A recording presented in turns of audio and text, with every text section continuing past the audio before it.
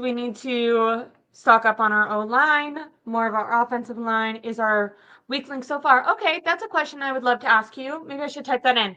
What do you think is the best side of the 49ers right now?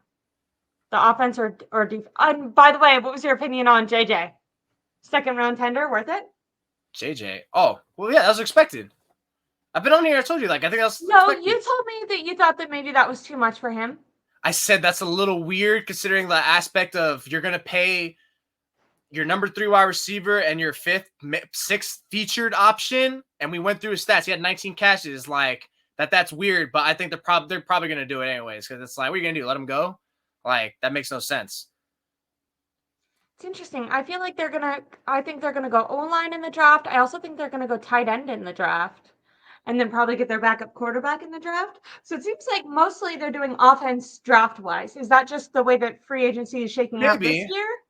Maybe. I saw a tweet that said, I don't know who said this, but like, and I actually thought about it first too, but someone actually like said the words that I couldn't think of or formulate. And it's because usually free agency running backs, like that's not usually a first, second, or even third day thing. Like usually there's like 1 or 2, but now like 6 to 8 that have been signed. Like that's crazy to me. And someone said like, wow, I'm really surprised that this has been, and they said it too. I'm surprised that there's been this much of a run on for running backs.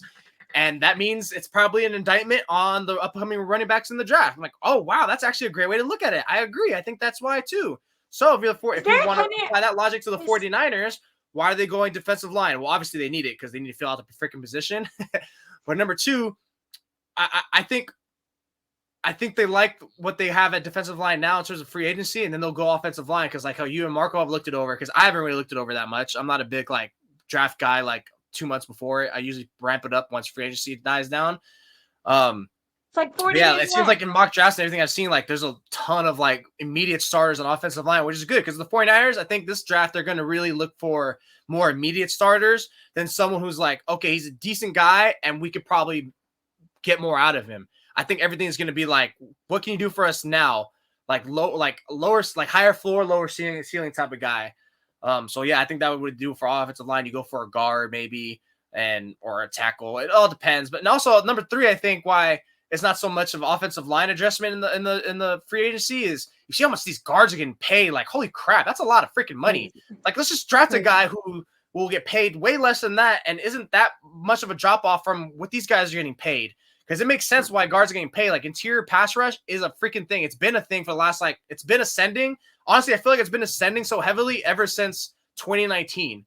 Like I feel like it's really taken upon itself with Donald obviously being the Kickstarter, with Buckner and Armstead being those great forces, with Chris Jones, and like now all these defensive tackles are really becoming like a huge proponent of what defenses want. Not as much like edge rushers, right? At least I feel like it is, and I feel like maybe the defensive tackle who's at the top of his game is even more valuable.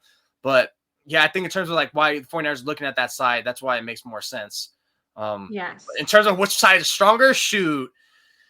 Man, that's rough now because now it feels like the defensive line's not finished. So that's kind of hard to tell right now. They haven't addressed the O-line yet. That's why I feel like people are really judging this project before it's done. So my biggest beef is the defense was not the reason that we lost the Super Bowl. It was O-line. So why focus on something that wasn't broke? Defense is so much easier to draft. I don't know if that's true. I don't know what you're basing that on. Yeah. Warner, Greenlaw, Huff, DJ Jones were all late. Now show the other defensive players they missed on. I bet you it's way 3 times they've definitely missed on a lot, especially high round draft picks for the defense. Also, I think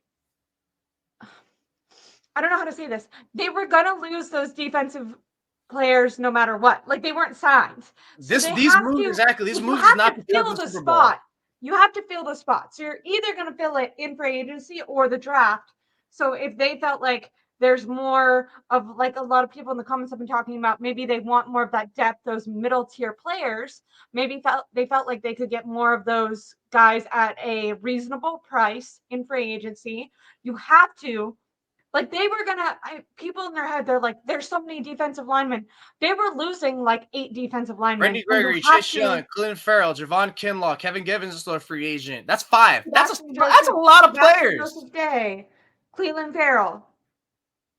Joseph Day, That's 6th. 7. Yeah. I already said Claire. That's Okay. 6 or 7. That's still a lot. Even if it was 5, that's a lot. Yeah, So yeah. it's not. This is not a causation of the Super Bowl. It has nothing to do with that. It's literally You just because have it's to free agency, replace dude. those We guys. lost these guys.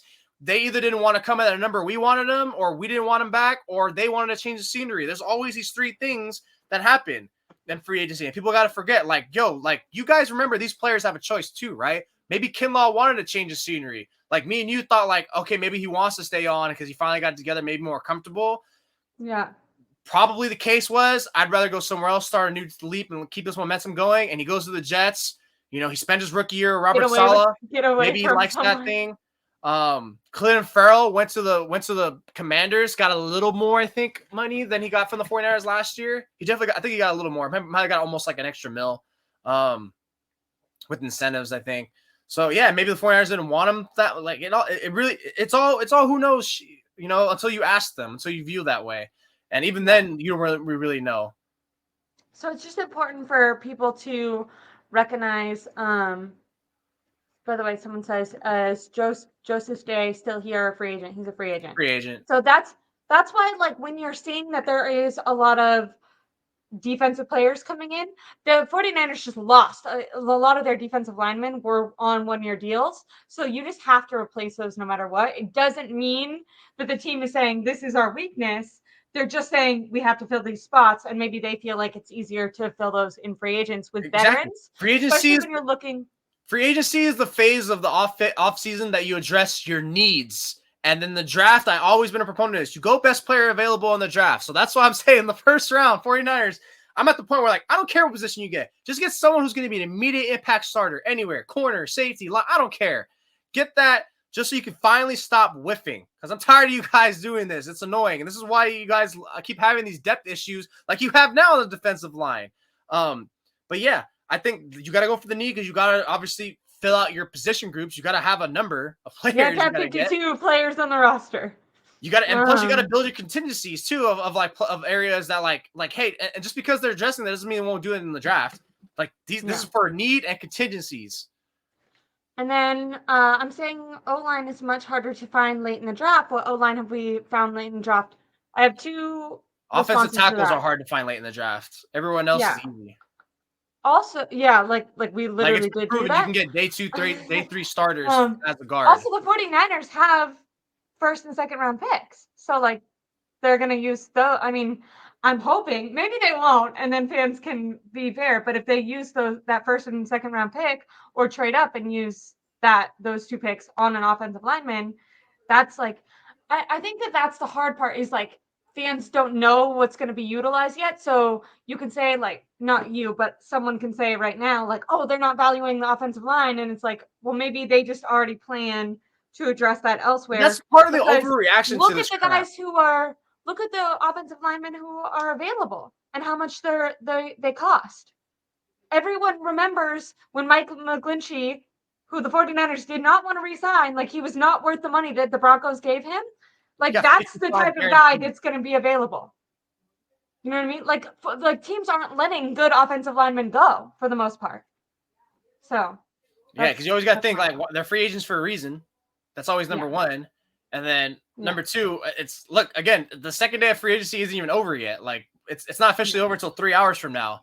Not even. Now, I will say, if there was news breaking at 9:00 p.m. last night with Sam Darnold. I was able to write an article, and I'm like, God damn, I didn't think news was still going to be getting released at this late. That article that you put out was really late, too. I saw that. And guess what? Free agency technically hasn't officially begun. This is just the tampering period, the negotiating period. It hasn't officially begun yet.